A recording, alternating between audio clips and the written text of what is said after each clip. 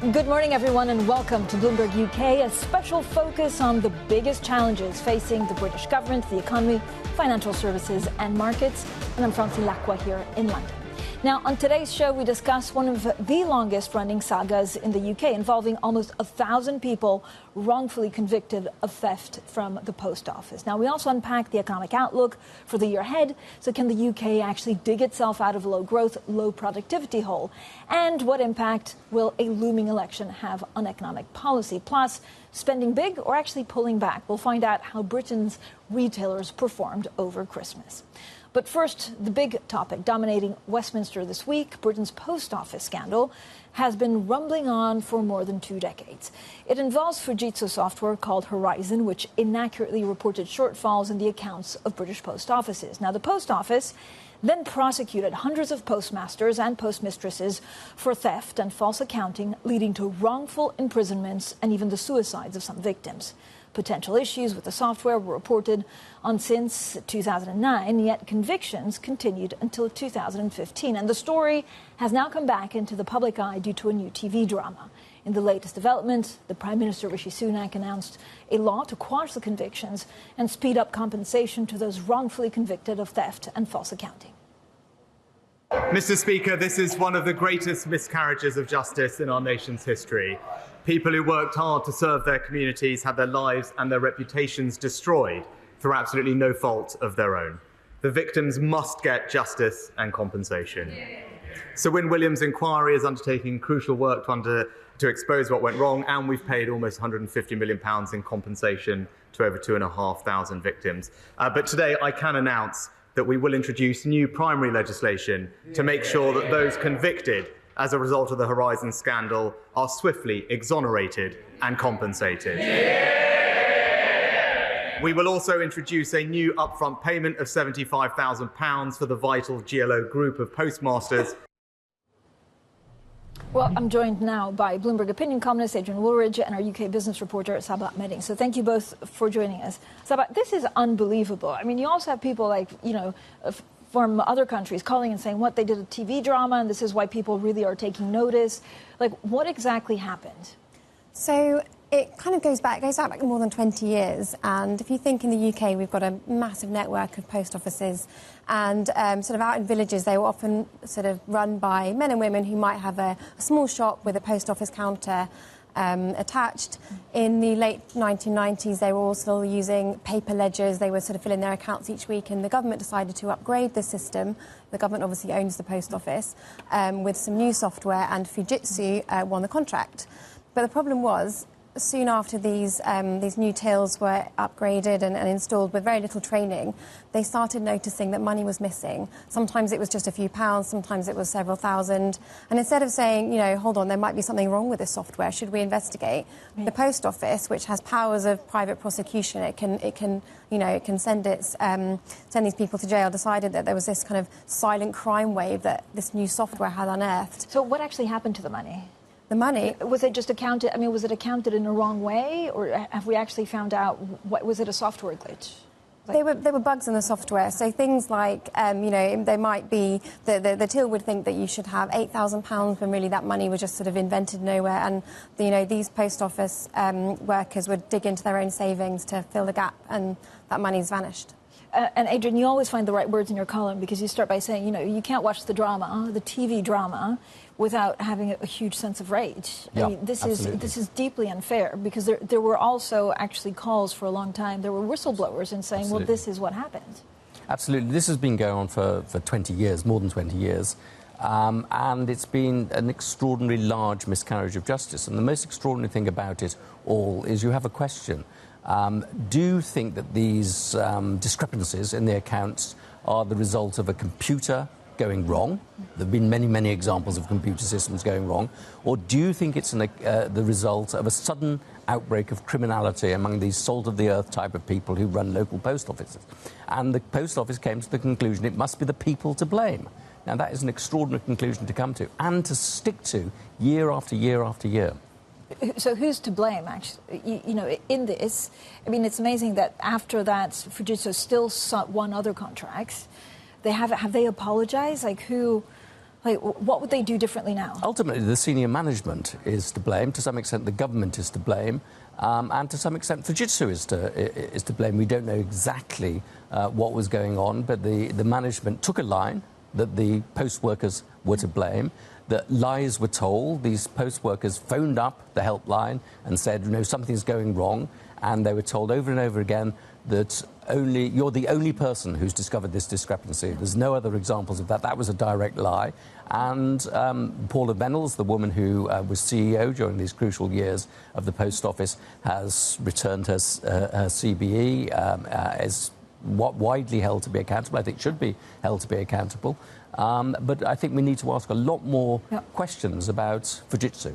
And so this is what we picked, from your column, actually, which I think also really goes through, the crux of it is basically, you write, the British Post Office scandal is at root a story of how people at the top would rather trust systems and numbers than regular people. Will that change? Again, is there a concern about how the government structure is in the UK, or is it more of a human error, like a human problem? I think it's a systemic problem with the way that management works. There's a tradition in management that goes back at least to Frederick Taylor, the inventor of scientific management, who says that don't trust the people, trust the systems. The way to improve productivity is to use numbers, use slide rules, use objectives, and force people to perform according to sticks and carrots. That's very deeply rooted in the sort of the psychology of managers. It's been reinforced by the consulting boom, the outsourcing boom, reinforced by the MBA boom, and my big worry is it's about to be reinforced massively by AI. Who do you trust? The systems or the people? And managers tend to trust the systems, and with AI, which has this sort of glamour of being scientific and up to date and the rest of it, will lead them to trust the systems even more. So I think that this is a systemic, not just a British problem. Saba, what do you think happens next now? So the Prime Minister apologised. What happens next? I mean, there will be this mass exoneration, but really I think that lots of these people, I mean, if you were sort of one of the 555 who, if you remember, took this to the High Court and they won in 2019, they're still waiting 4 years later. Lots of the money, they won 43 million, but most of it got swallowed up by legal costs. They've only been offered 75,000 as an interim payment, and they've still got to fight their case if they actually want to sort of be put back in the position where they would have been. And let's not forget, lots of these people are elderly. They don't have the means to hire expensive lawyers to continue fighting their case. So I think hopefully what happens next is they get some kind of peace and are finally kind of, all these years later, they're still seen as criminals. So hopefully they manage to get what they deserve.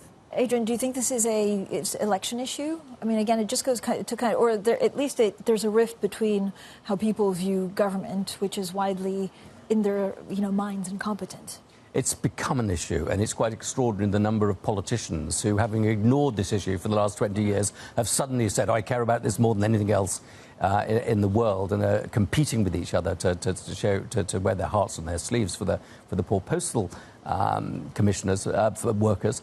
But I think there is an interesting political angle here, that one of the people who seems to be complicit in ignoring it is the leader of the Liberal Democrats, called Sir Ed Davey, who was Office Minister in 2010 and didn't meet with the relevant people.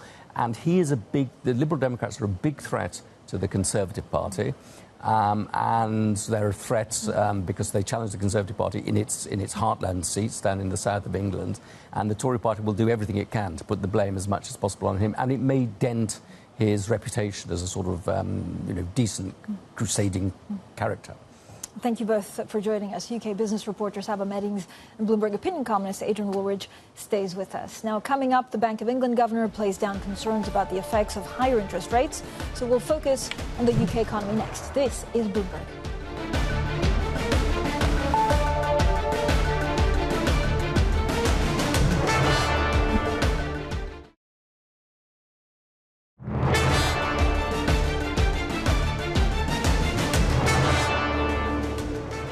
Not seen a pronounced increase in unemployment. We've seen very little increase in unemployment.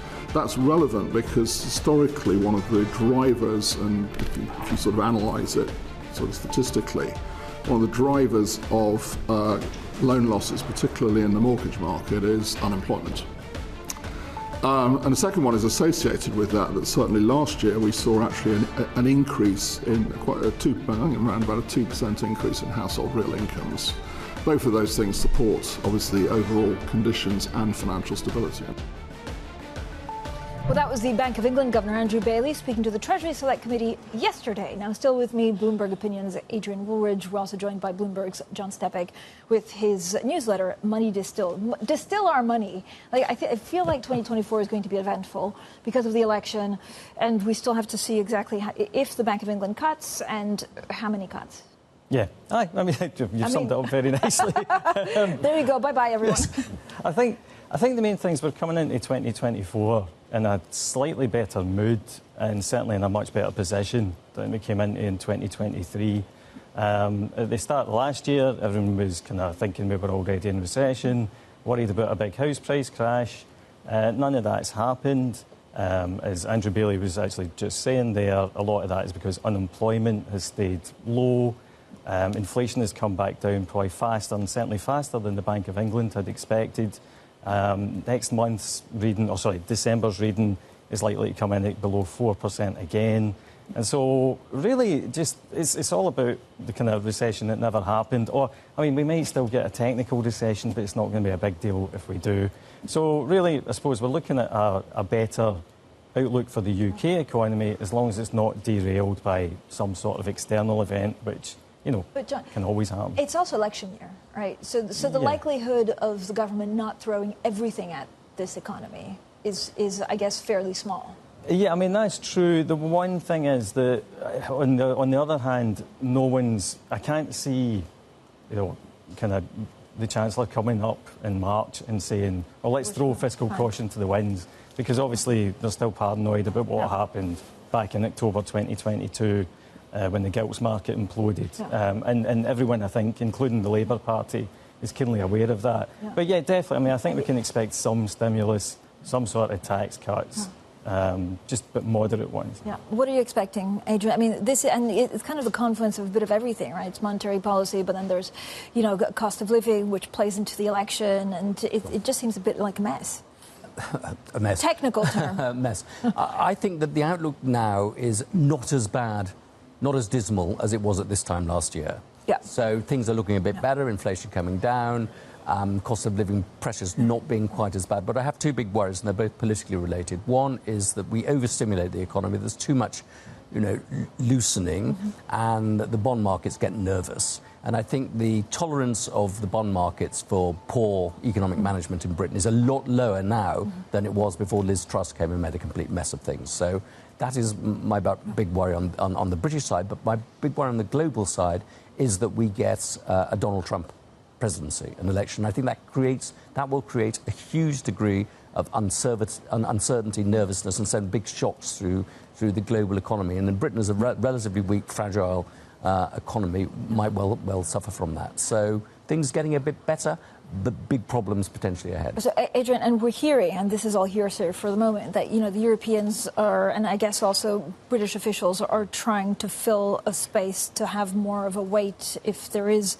President Trump back in the White House, and also, dealing with China, because we're kind of stuck in the middle. Absolutely. What would that look like? Well, I think that's true, but there is a big problem with Europe as well, and that is that the populist surge is also likely to affect Europe, that we could get some big increases in populist parties in the European Parliament, in Germany, in Italy, and particularly in France. So again, that will create a lot of nervousness, and it will distract the attention of the Europeans away from managing the global economy. Just what on earth do we do? So it's politics really that is generating the uncertainties and what looks like a small recovery for Britain. John, we did a podcast actually yesterday with also the Eurasia head on his top 10 risks that are out today. And number one, he did have the U.S. versus itself, so the U.S. election. What does smart money do if Trump becomes president? It's unclear. I mean, a lot of it is domestic stress. Yeah. But what does it mean for stocks? Well, you see, this is the kind of problem. It's, the last time that Trump got elected, I remember the day, futures collapsed, and then by the end of the day, markets were up. And that's the problem with trying to make predictions about investments based on political outcomes, because we just don't know. Trump might come back and he might end up being similar to last time, actually not as bad as expected. I mean, I think that's a low possibility outcome, I have to say. I do think if he does get back in, it won't be great. But short of, owning some gold in your portfolio, I'm not really sure how you hedge those kinds of risks. The one thing I would say is that the fact that the US is suddenly under scrutiny, Europe's under scrutiny, and the UK is actually having a competition between two guys who are not that different, makes us look somewhat more attractive than we have for the last wee while. I'd add something to that if we do get a Trump presidency, I think it won't be like the last Trump presidency. It'll be much more hardline, much more organised and much more dangerous for the global economy. But there is a possibility of Britain actually doing quite well out of this, because there will be civil disorder in the United States. There will be a very hardline Trump presidency if he wins, and that will mean that a lot of people, mobile money might say, well, I don't want to be in New York, I'd rather be in London. So it could, if Keir Starmer, who will probably be the Prime Minister by then, plays it well, that could be a way of attracting a lot of nervous Americans over here. We could speak another 2 hours for this. We'll have to get you both back on Bloomberg Opinions. Adrian Woolridge, thank you so much for joining us, and we'll be hearing more from John Stepek in a moment. Coming up, strong Christmas results from Tesco and M&S. We'll be discussing the outlook for UK retailers. That's next, and this is Bloomberg.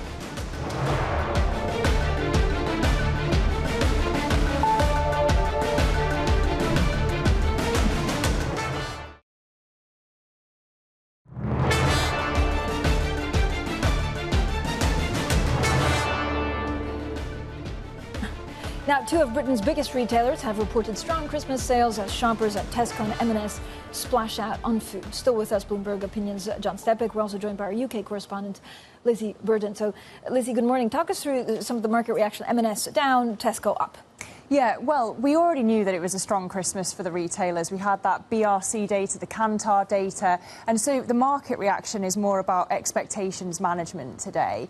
You had Sainsbury's yesterday not increasing its profit guidance. M&S hasn't either, and so investors have, it seems, seen that as a bit of a signal of caution, actually, even though they did well in sales for food, they did well in sales for home and clothing as well.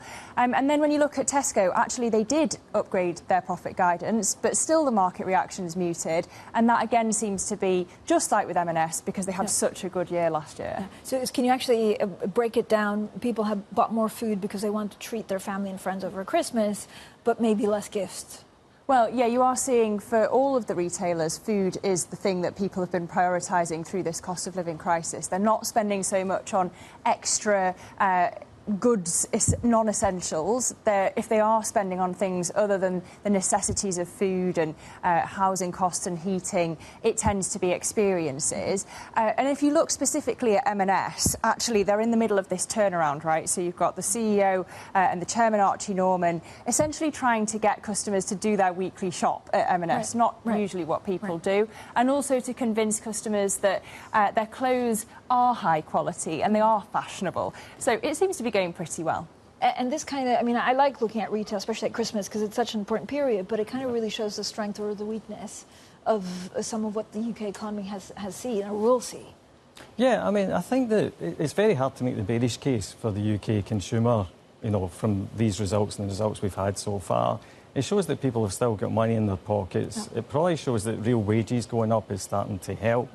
Energy prices have come down, house prices have held up miraculously, and mortgage rates, although they're still a lot higher than they were a year ago, or well, actually 18 months ago, are kind of coming back down from the peaks. I mean, you can now get a 5-year fixed-rate mortgage for under 4%.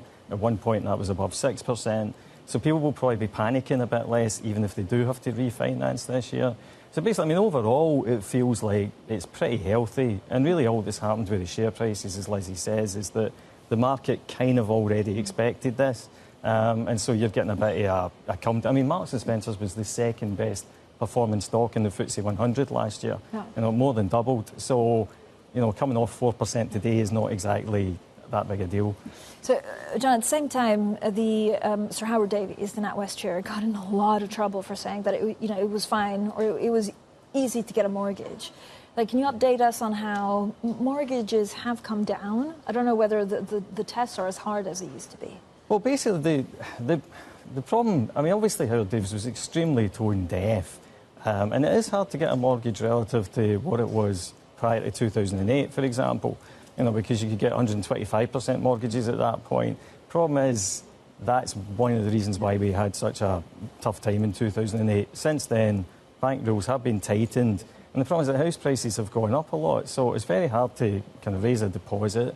And now that mortgage rates have gone up, from kind of 2% to 4%, it's also much harder to make the monthly payments, and therefore you can't borrow as much. So housing transactions collapsed rather than prices last year. As long as real wages keep going up and house prices don't suddenly take off this year because sentiment changes, then maybe it'll start to get easier.